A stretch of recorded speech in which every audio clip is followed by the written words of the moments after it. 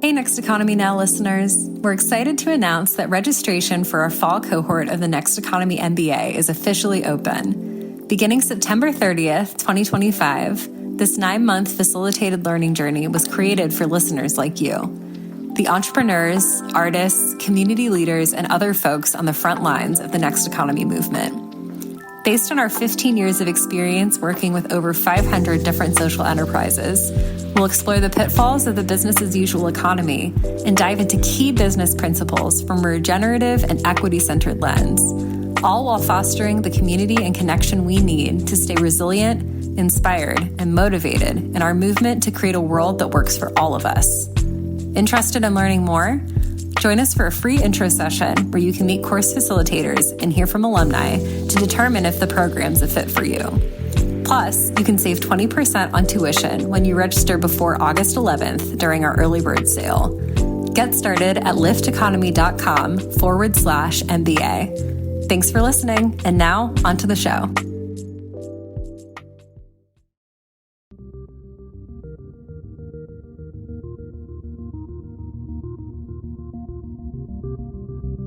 Welcome to Next Economy Now. The goal of this podcast series is to highlight the leaders who are taking a regenerative, bioregional, equitable, democratic, racially just, and whole systems approach to creating the new economy. I'm Ryan Honeyman, a partner at Lift Economy, and I'm joined by Kevin Bayuk, also partner and worker owner at Lyft. Kevin, welcome back. Thanks, Ryan. Glad to be here. Yeah. And so for folks who are tuning in, this is the second episode in a series that we're doing on the Lyft vision articulation and how sort of the strategies of like what we're doing connect to an economy that works for the benefit of all life. And just to briefly recap, in the first episode, we talked about the origin of this podcast. We talked about some of our favorite episodes. It's been 10 years for the Next Economy Now podcast, which is still mind-blowing to me. We talked about our mission to transform business as usual for the benefit of all life. And then we talked about the 7 hypotheses that spotlight what's possible and fill critical gaps in knowledge, media, funding, infrastructure, strategy, etc. And we did an in-depth analysis of hypothesis 1, why we need more showcase examples. And so today, Kevin and I are going to jump into hypothesis 2, which is the training and skills gap that exists. And we're going to see how far we get. We might do another hypothesis today, or we might not. So, Kevin, what would you like to say to frame up why do we have this second hypothesis around a training and skills gap? Yeah, and I might back up a little bit as a preamble to there's the vision and mission, like you're suggesting, about what Lyft Economy is up to, what we might envision taking on in our lifetime, contributing to a long arc of transformation. And part of that vision, to navigate towards that vision, we have this theory of change. And so the hypotheses are like some of the pillars of the theory of change, our current best guesses as to how that change occurs. And I think last time we talked a little bit about the different time frames, like there might be triage activity or transition, and transformative, the long arc of transformation. And that first hypothesis of having more models of the institutions that are prefigured of an economy that works for the benefit of all life for the next economy is critical, basically, to animate our collective imagination of what institutions might look like or what might be possible. And I think we talked a little bit about how it's difficult to get very full, integrated, complete examples of these institutions because of the nesting of the development of these institutions within the business as usual economy. So we encounter the price parity paradox and all the other difficulties and challenges. So the training hypothesis, the idea that we have a skills gap in addition to our inspiration or our imagination gap, as soon as somebody says like, yeah, I want to create some type of communitarian multi-stakeholder cooperative institution to provide needed goods and services for my community, they quickly encounter, but like, where do I learn how to do that? Like, do I go get an MBA from a university like Stanford or something like that? Or do I, if I talk to any of the business as usual sources for advice, even governmental institutions, small business administration, or organization, a professional like SCORE or whatever, there's the advisory and most of the knowledge and information about how to create an institution, a company, an enterprise, an organization to provide needed goods and services is just imbued with or is colored by the contours of the business as usual economy. So the domination culture kind of paradigm is kind of present in all of the training and information. Again, maybe not all of it, but most of it. And so part of our theory of change at Lift Economy is that the recognition that there's a growing group of humans that are wanting to commit their time and energy to realizing a transformed economy, but most of the information and support systems, institutions, places to continue their personal or group journey are kind of burdened by the basic axioms and structures of the business as usual economy. So we've responded, our hypothesis is that there's a need for information and skills and learning, and we try and coordinate as best we can to provide some of that as one of our strategies. So you'll see, if you look at what does Lift Economy provide to the world, we mentioned last time that we provide technical assistance to organizations that are aiming to become showcase examples of what's possible. Well, another set of services we provide are different training programs. The Next Economy MBA, we have the Next Economy leadership trainings, Next Economy living, and we could maybe unpack what some of those are. Yeah, if that'd be helpful. And maybe just for sake of devil's advocates here, why should people care? Why would Lyft have a particular perspective that's valuable versus Seth Godin's, 30-day MBA, like, or his personal MBA, or, there's other people out there who are claiming to have a different take on business. And so if I were a skeptical listener, like, why would I want to listen to what Lyft has to say versus some of these other players? And it might not be either or is a good question. Like, rather than saying Lyft Economy has some specialized information that nobody else is able to provide or is providing, what our observation is that most institutional educational environments around business or organization, so the MBA programs that exist in universities, or even some of the bespoke kind of alternative non-university institutional learning environments, most of those are oriented towards learning and training about personal endearment, basically, like, how can you make money? Millions. I mean, it's just that's like, I trying to think of what's the most simple way to describe. That's there's more to it than that. They have different theories of how to be an economic actor, whether they're entrepreneurially focused or oriented towards career development in as a mid-level manager in a large corporate entity and learning leadership skills, or there's different focuses to so many of the existing training and learning.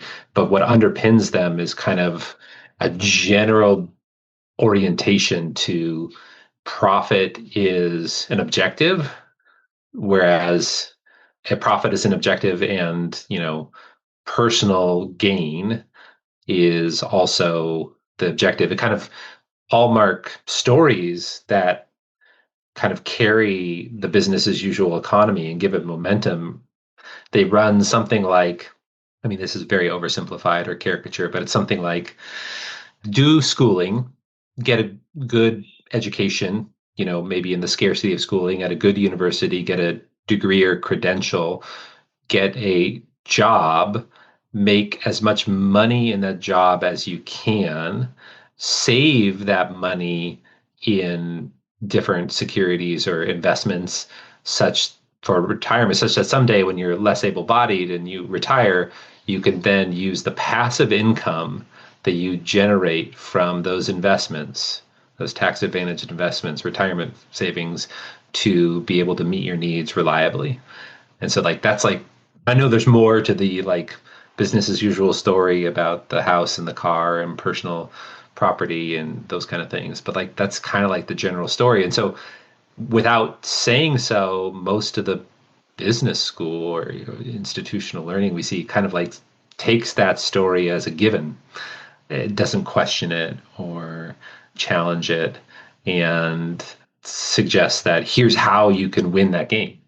Here's how you could be better to create more profit. Now, there's a whole growing group of institutions that are how can you maybe triple bottom line or sustainable MBA or green MBA or other business programs that are saying something like you can do good by doing good, or something like that. Make a lot of money, do the personal endearment gig, get that going on, make a lot of profit, but also make some impact in the world, So the learning is around some ESG principles, or maybe there's aspects of it around emotional intelligence, maybe are important for how to motivate a team or how to listen better. I mean, there's probably a lot of things in there in the learning, little elements that are really valuable.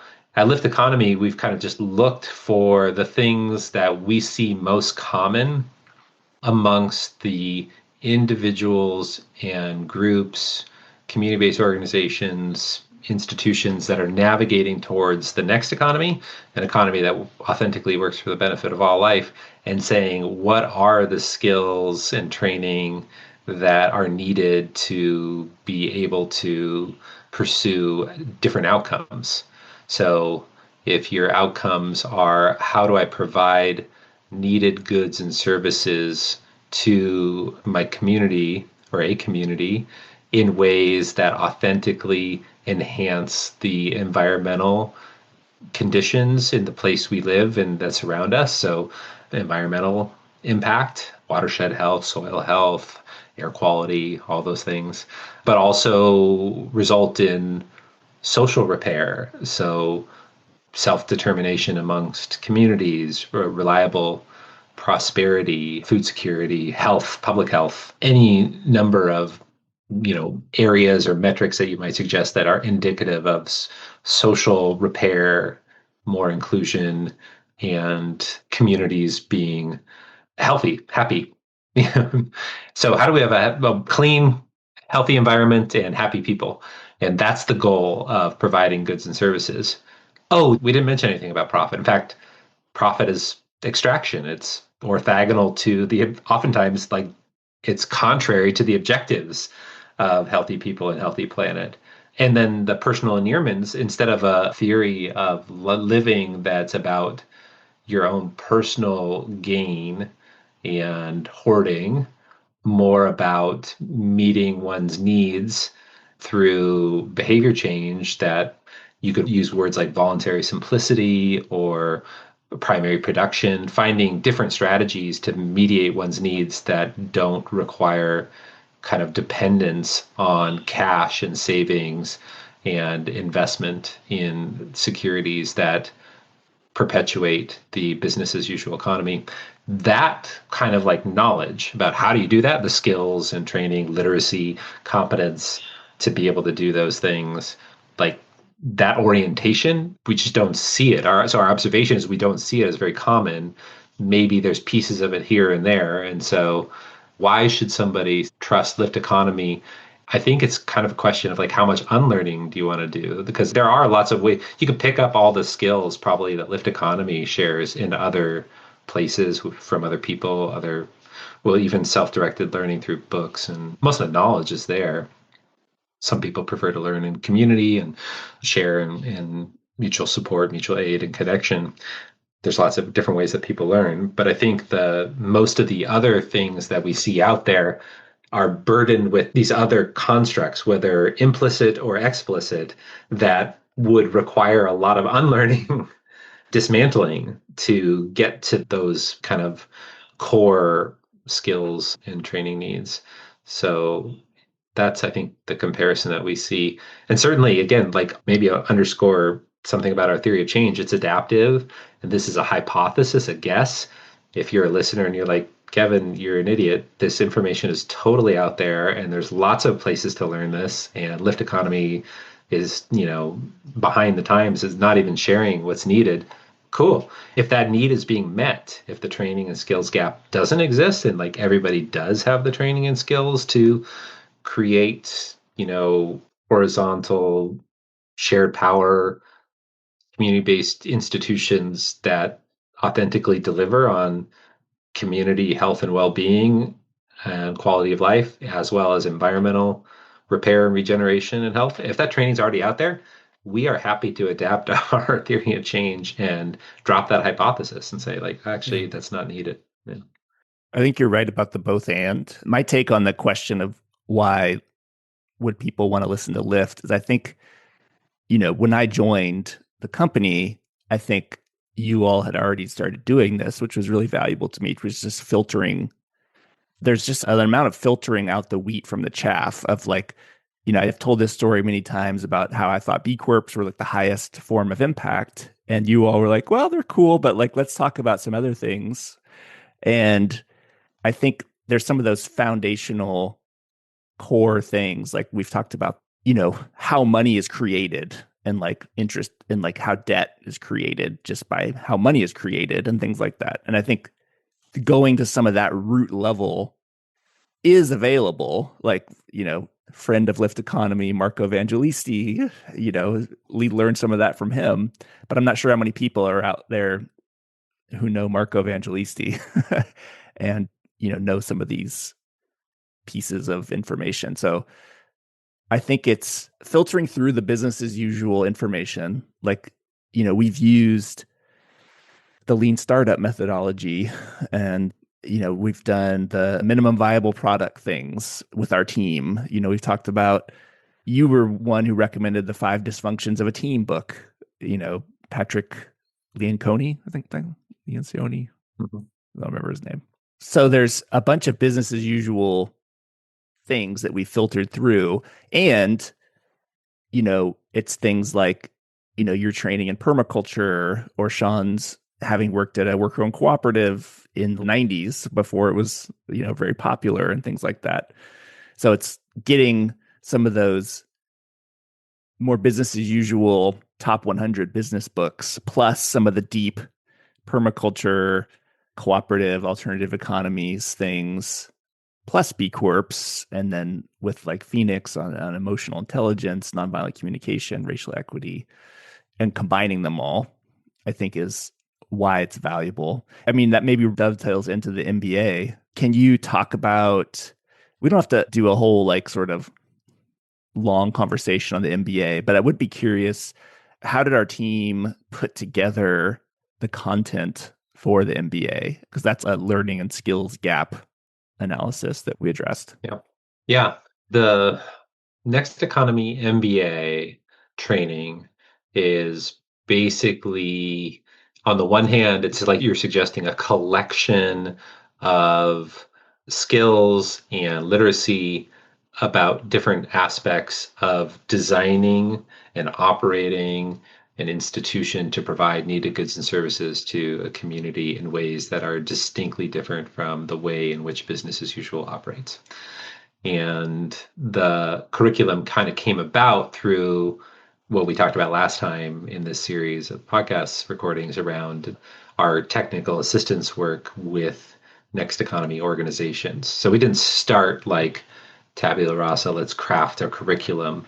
We started by working with actually hundreds eventually of Next Economy organizations, institutions, people. When we say that, I mean people who are committing their life energy to developing, designing, and operating these types of organizations, navigating the price parity paradox.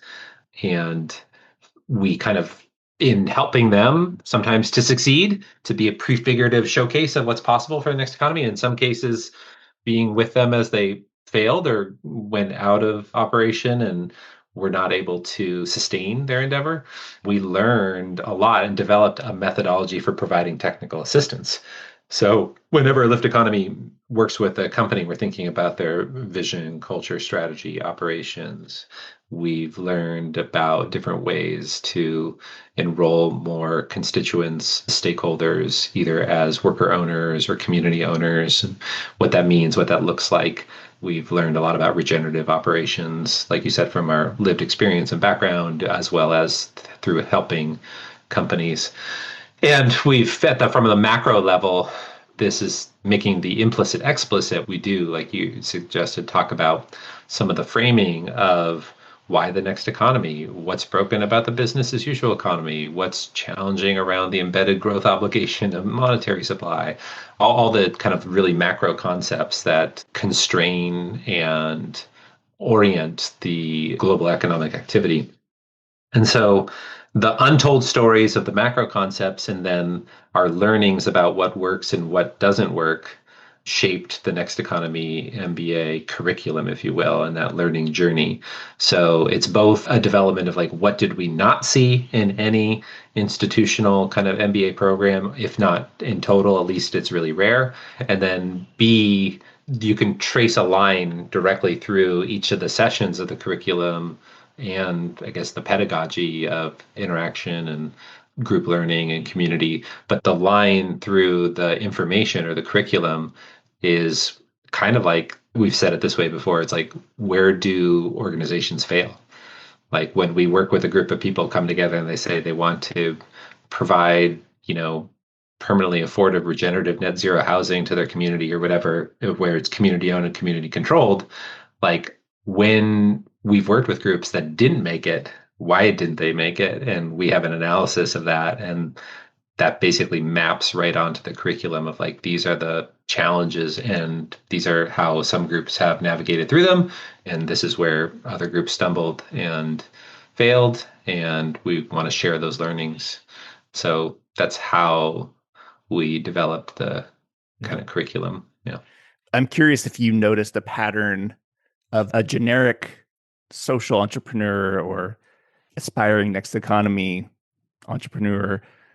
What are the skill gaps that you're like, if I just pulled someone in off the street, it's probably they're going to have these 3 skill gaps or something. What do you think? Yeah. Well, there are definitely some patterns. I'll name a couple of them. One consistent one is many people we meet have little to no lived experience in shared power situations with other people. So most people in the affluent world were born in a situation where mom or dad, mostly dad, said what is what and makes decisions. So there's no dialogue and deliberation or pushback. It's like somebody was saying what's what. And then they went to school where teacher said what's what, rather than, finding ways to navigate their emotions and their aspirations and communicate with others to make collective choices. And then they got a job where the boss said what's what. Maybe they went to college and with some friends lived in a dormitory or something like that where they got to make some collective decisions, or maybe in their adult they're like, oh, let's make collective decisions with friends about where to eat out or something like that. Yeah. Like just the so little experience in dialogue, deliberation, and choice making. It's just a foreign territory to like think about how do we make choices with others and what happens when conflict emerges, how do we hold each other accountable. So there's a lot of like those human factors around cooperation and collaboration that are like really common patterns of those are missing. It's nobody's fault. It's just oftentimes just the circumstance we were raised in. Another maybe paradoxical one is like we find people who are so disgusted with the business as usual, which very natural reaction to the horrific exploitative outcomes of business as usual. And so they find something that they're really passionate about, that they see as a need in their community. They're really attached, like the community needs this solution or this thing. And there's two things that fall out from that passion, beautiful passion, right? We want to see passion in the world and people coming alive that fulfill what they see as needed in the world. And there can be, like, on the one hand, like this over attachment to, there's no adaptive responsiveness to, you said it many times, one of my colleagues and a friend of ours, friend of Lift Economy, Pandora Thomas, likes to say, like, meet people where they're at, but don't leave them there. So it's like this idea of how do you adapt your vision and passion to be responsive and adaptive to meet people in a way where you can enroll them in actually fulfilling the potential to meet their needs. And so, like, you might have a vision for a good or service or some collection of goods or services, and the elaborate nature of the visionary future that you have might be too much for people to take on all at once. And then it becomes, there might be some early adopters, or you might find something that works where you can find a model, but it becomes difficult to sustain it, to grow that beautiful thing, because there's too much friction, mental friction, for finding adopters. So this over attachment. And so this is where you mentioned a business as usual thing, like this lean kind of adaptive sense and respond, build, measure, learn loops, all of the lean startup kind of insights around how do you create a hypothesis, test it, kind of measure the outcomes. There's some skills around trying something and adapting, which needs to be contextualized for business as usual or for next economy endeavors. That's a big skill gap that we frequently encounter. And then back to, like, the human factor, the human kind of thing about communication for collaboration. There's another thing about kind of, like, again, people who respond to the hierarchy and the command control nature, the org chart, and put somebody in a job title and in a box, usually like literally in a box in a drawing, and some kind of hierarchical diagram, and like departments and compartmentalization, specialization, that there's usually such an allergy to that. If somebody coming to the Next Economy MBA, they're like, I know I don't like that. So there's like I think it's Joe Freeman wrote this great paper called The Tyranny of Structurelessness. So there's this like bias towards, like, let's get rid of structure. All structure is evil, something like that. And so there's this overcorrection. And so there's this big it's like skill Diana gap. Leaf Christian a little bit. Yeah, her, like, sure. Yeah. Culture. Yeah. Culture, community glue. Overly permissive culture, etc. Overly permissive culture is this question of, like, how do you find the right sizing of structure so that there's coherence but not domination? How do you encourage human development and generalization of skills to be more adaptive and have accountability and structure? So there's structural pieces to operations that are usually big skill gaps of, like, what is a right size? There's a lot of co-ops out there who kind of say, like, we're a horizontal organization, we embrace shared power, and without any structure there, if you kind of meet with them and find out what's happening, there's a lot of, like, conflict. It's oftentimes unspoken conflict, and there's a lot of conflict avoidance, which leads to more conflict. And there's just generally a reification of domination culture paradigms. So if there's a co-op, even if it's representative of diverse identities and backgrounds and experiences, the white guy or the white guys or whatever's represented in domination culture by identity or pattern just basically reifies itself when there's no structure to embrace the shared power and the values of the organization. So those are a few of the common patterns of skills. Yeah. I would also say, I'd be curious for your estimate, but it feels like 1 out of 5, maybe 1 out of 10 people actually understand the financial position of the company, like really understand, like, a profit and loss, or like cash flow, that kind of stuff. Totally. I think there's literacy and competence there. So Right, like there's right. Fair enough. just a literacy of like what open book management, how do you navigate to something that's self-sustaining, and what is the right sizing to measurement and shared literacy versus like mastery and total competence of all the financial management. There's again this kind of like right sizing kind of problem.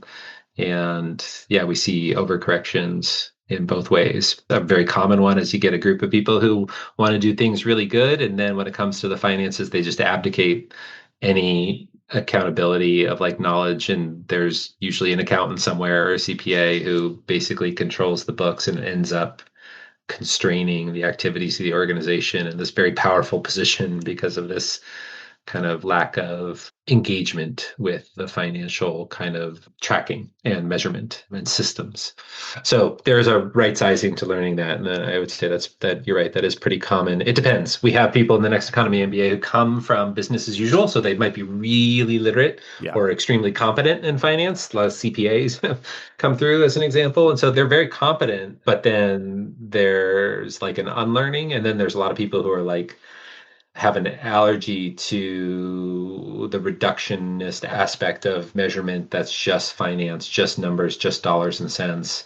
And so they've avoided it and, are coming from more of an activist and nonprofit kind of career where there wasn't a invitation to explore open book management. And so for them, it's less about unlearning and there's kind of like an engaging their intuition as to like what is the right size of knowledge and skills to be able to sustain an effort. Yeah. Yeah. Yeah. So we talked a lot about Next Economy MBA, but this hypothesis at Lift Economy, the same Next Economy MBA was one of our flagship kind of trainings that still today we have 800 or more alumni who have taken the program and something we still do and is a incredible legacy, incredible community of really inspiring humans who are participating in that program. But we've over the last few years launched a Next Economy leadership program that's way more focused on that emotional intelligence, de-escalation of conflict, nonviolent communication, compassionate communication, skill building, which is not just for economic activity, of course, it's for all activity. Not only how do we talk to colleagues and listen to the people who are organizing to provide goods and services with and to, but also our family, our children, our elders, how we communicate with ourselves. There's a lot of skills that we see as gaps that it's kind of like part of the theory of change of like why worker ownership, why shared power institutions. That same observation I shared earlier that most people that we encounter don't have a lived experience in kind of practicing dialogue and deliberation and choice making with other humans. It's the most remarkable thing when somebody's been a member of a worker-owned cooperative or a multi-stakeholder cooperative, some kind of shared power institution for after a few years. There's something that changes in them as a person. It's like when they get involved in the local neighborhood association or community group, it's like, boy, this meeting is terribly facilitated. I know how to facilitate meetings. And like they have a skill that happened on a recent, my cousins live like 20 cousins and getting on a Zoom call with 20 people who don't really know how to be on a call without, it's like everyone mute it's not a business call, right? So I have to like take over and facilitate. I'm like, okay, one person speaks at a time. But yeah, it's all like that skill set you develop. You're using some of those communitarian skills, right? And so it's like the Trojan horse kind of thing of like, why is worker ownership or cooperative institutions powerful? It's like, if you practice dialogue, deliberation, and choice making with a group of people every day of your vocational life, give it a couple years, and then it's going to spill over into every other aspect of your life. And all of a sudden, it's like, if there's a critical mass of people, our coherence and coordination skills as a community to practice governance in our neighborhoods, in our cities, in our whatever the jurisdiction in our bioregions, or even at a nation state as it exists today or global scale. Like if there's enough people who have practice, like it's going to go a lot smoother in terms of being able to de-escalate navigate conflict, speak in ways that can transcend differences. All of those skills are really core. So we call it leadership, next economy leadership, but it's that bundle of skills that are complementary to what we do in the next economy. I'll mention one more. The next economy living training, which is our newest offering, is responding to kind of the gap that we saw, that kind of the similar to the gap that permaculture design training, which is a community of a few million people around the world who have embraced the permaculture pedagogy. There's this kind of question for many people of like, okay, what if I did design my life to not try to maximize cash and savings to mediate my needs for housing, food, water, electricity, transportation, or even entertainment, or whatever it is? How could I redesign my life to need less and less cash for the rest of my life? Meaning, how can I meet my needs abundantly and reliably without needing money to do it?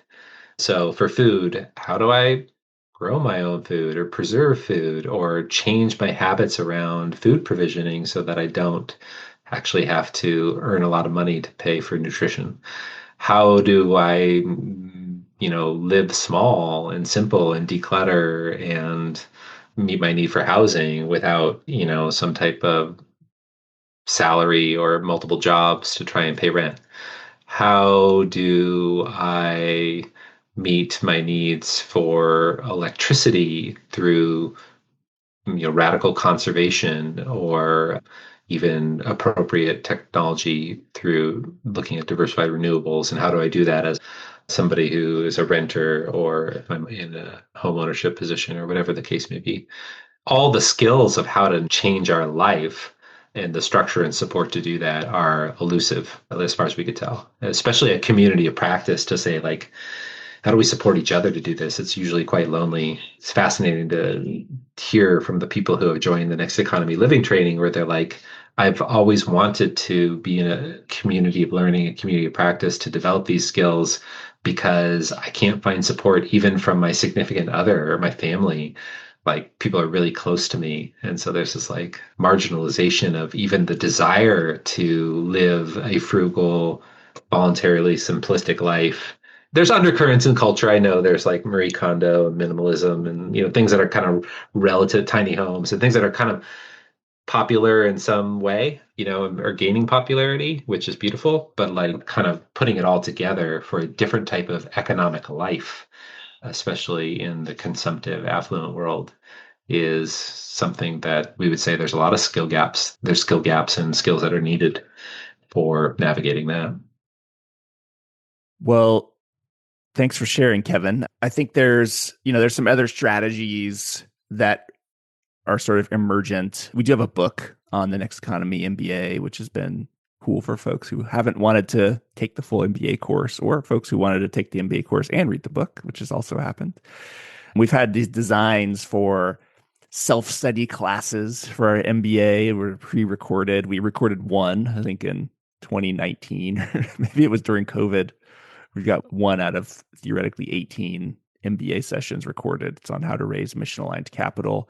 We had grand ambitions to do a whole suite of self-studies. They just take a lot of time. And then using business as usual terms, product market fit, not sure how many people want that. There's a lot of value in the community and the live training. And the other thing that we thought we would have done by now is a summit, like in person or online, or one of these, like bringing together folks. Haven't fully given up on it, but just the capacity of our team, we just haven't sort of got that over the hump. There's a lot of complexity of actually throwing a summit, and then how do you do it in a next economy way instead of just defaulting to the sort of norms, the easy ways of, just capturing a bunch of emails and making it theoretically free. But if you pay, $300, you can keep all the 30 videos or whatever, like the sort of standard way of doing online summits. We have some thoughts about that and just want to make sure we did it thoughtfully. So I think a lot to say here. And yeah, folks want to address some of those training and skills gaps. Check out, our MBA, the MBA book, Next Economy Leadership, Next Economy Living. Those are all at lifteconomy.com. Anything else to add, Kevin, for training and skills gap? I think you just named it, that the community, there's something that's in the hypothesis that's emerging, but it's still nascent. It's like that, just the community of people that are participating in the trainings and just developing skills that we're learning from. There's this like mutuality of like learning together, which is so beautiful. And I'm excited by where that's heading. It takes time, and we're a few years into it, but I kind of like occasionally will daydream 10 years into the future when there's a thriving community of thousands of people with a shared sense of like both literacy and possibility and mutual aid and support to collectively journey and navigate towards an economy that works for the benefit of all life. And I know that group of humans exists, and we're meeting more and more of them, and it's a total privilege and honor just to connect with this community. And I can just imagine a few things in my fantasies about what that community is able to do together. And so I think we're maybe a few years out yet, but I kind of get this sense of inevitability of some of these great things happening, which we could talk about it maybe next time. Yeah. So we got next time, teaser, hypothesis number 3, media gap. So got some thoughts on the media. All right. Well, thanks everyone for listening, and we'll see you next time. Hey, Next Economy Now listeners. If you enjoyed this conversation and are looking to dive even deeper into the B Corp movement, you'll love our new podcast, Beyond the B, hosted by Lyft Economy's Amy Allison and me, Ryan Honeyman. Beyond the B is your insider's guide to the B Corp movement. You'll learn about the new B Corp standards shaping our community, how the B Corp movement is navigating the various tensions and challenges of growth, and how businesses like Patagonia are putting their commitments to people and planet in practice. Check out our latest episodes and free resources at lifteconomy.com/beyond. You can also subscribe to Beyond the B on Apple Podcasts, Spotify, YouTube, or wherever you get your podcasts. Thanks again for listening.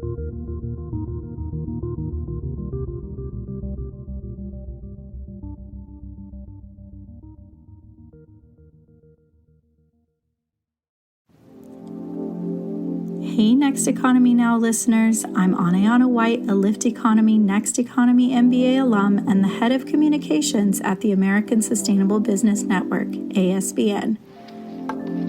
ASBN is on a mission to connect and mobilize sustainable business leaders for a just and regenerative economy, and has launched a nationwide Tell Your Story campaign. Legislators and media are reaching out to ASBN for the stories and insights into how businesses are being affected by the current administration's policies. Do you have a story to tell? Use our guiding questions to craft and tell your story today at bit.ly/ASBN Tell Your Story. And find out more about our areas of impact and membership at asbnetwork.org.